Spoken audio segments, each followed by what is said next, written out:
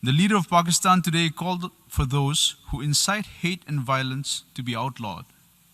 But, as he went on, we were left wondering, was he referring to himself? This hall heard the incessant rant of someone who had nothing to show for himself, who had no achievements to speak of, and no reasonable suggestion to offer to the world. Instead, we saw lies, misinformation, warmongering, and malice spread through this assembly. The words used today at this great assembly by the leader of Pakistan demean the very essence of the United Nations. For a nation that is deeply buried in medievalism, it is understandable that the tenets of a modern civilized society, such as peace, dialogue, and diplomacy, are far-fetched. Allow me, Mr. President, to jog their minds a little about the stellar record of Pakistan. This is the country that brought genocide to South Asia 39 years back when it killed its own people. This is also the country that is shameless enough not to offer a sincere apology for the horrors it perpetrated even after so many years. This is the same country that provides pensions for dreaded and listed terrorists out of state funds. This is the same country that has the dubious distinction of hosting the largest number of terrorists proscribed by the United Nations. The leader whom we heard today is the same person who referred to the terrorist Osama bin Laden as a martyr in his parliament in July.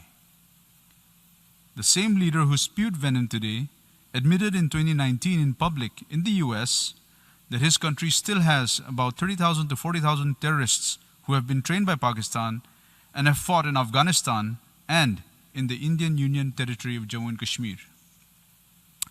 This is the country that has systematically cleansed its minorities, including Hindus, Christians, Sikhs, and others, through the abuse of its blasphemy laws and through forced religious conversions. For someone who professes to be a champion of Islam, this is also a country that has encouraged killing of fellow Muslims merely because they belong to a different sect or to a different region in Pakistan, and through sponsoring terrorist attacks against its neighbors.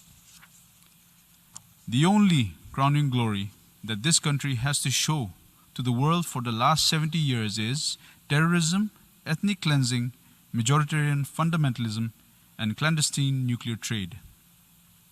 Mr. President, let me assert here loud and clear.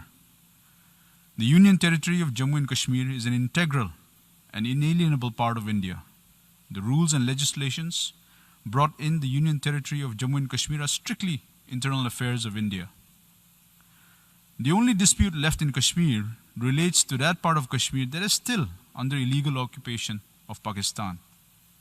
We call upon Pakistan to vacate all those areas that it is in illegal occupation of. What should rather be on the agenda of the United Nations is Pakistan's deep state and its unrelenting political and financial support to terrorist organizations and mercenaries which are a threat to global peace and security. The only way for Pakistan to become a normal country is to abjure its moral, financial, and material support to terrorism, turn its attention to the problems faced by its own population, including its minorities, and stop misusing UN platforms to further its nefarious agenda.